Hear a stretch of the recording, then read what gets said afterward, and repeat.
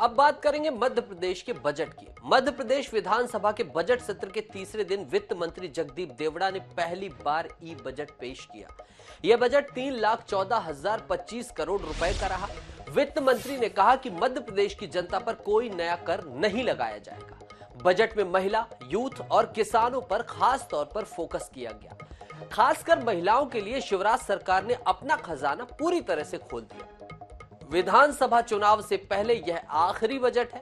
इसमें स्टूडेंट्स को भी ध्यान में रखा गया है। फर्स्ट डिवीजन से 12वीं पास करने वाली छात्राओं को ई स्कूटी दी जाएगी, ऐसी घोषणा की गई है इस बजट में।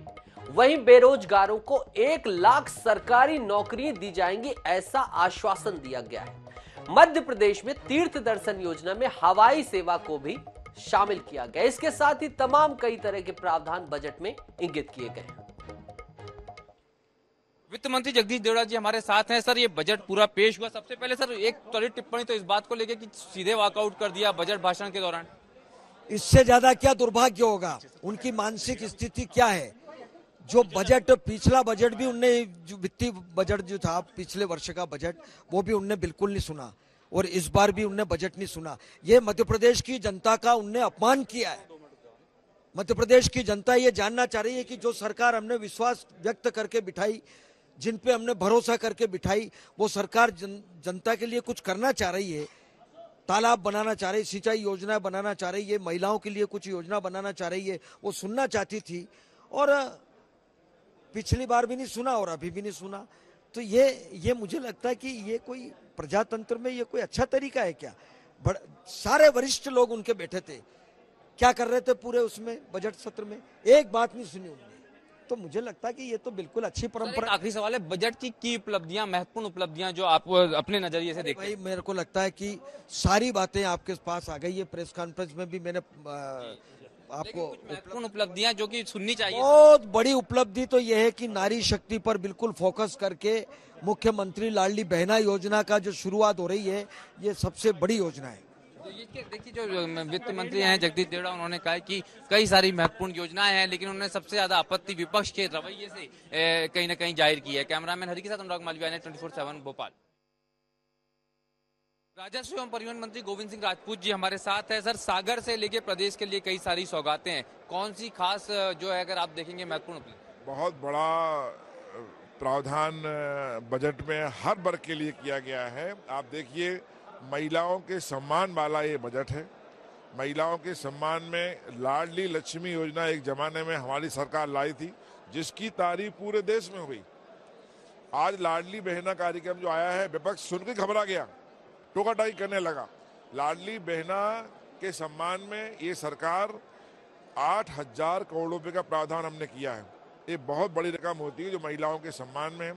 शिक्षा के क्षेत्र में भी हमने किया है। बेरोजगारों के लिए 1 लाख नौकरियों का प्रावधान किया है हमने। बुंदेलखंड में के सागर में रविदास जी महाराज का मंदिर बने, भगवान रविदास जी का, उसके लिए 100 करोड़ का प्रावधान है। 100 करोड़ का प्रावधान रविदास जी के मंदिर के लिए पूरे देश में कहीं नहीं। कैन बेतवा परियोजना बुंदेलखंड के लिए संजीवनी साबित होगी। बुंदेलखंड हमेशा सूखा रहा है, मध्य प्रदेश का बुंदेलखंड हो चाहे यूपी का बुंदेलखंड हो, अब दोनों को मिलाकर जो कैन बेतवा परियोजना है बनने जा रही है, उसमें हमने करीब 44,500 करोड़ का प्रावधान किया है, जो अपने आप में एक अद्भुत है। इन सब चीजों को देखते हुए विपक्ष घबराया और विपक्ष ने कभी भी, आपने भी देखा होगा कि टोकाटाकी बजट में नहीं होती। बजट में टोकाटाकी भी की और उन्होंने बहिर्गमन भी किया, जो बहुत अशुभ नहीं है। लगातार बात कर रहे हैं, ये जानने की कोशिश करेंगे कि सर, 1 लाख नौकरियों का प्रावधान की बात कही गई है।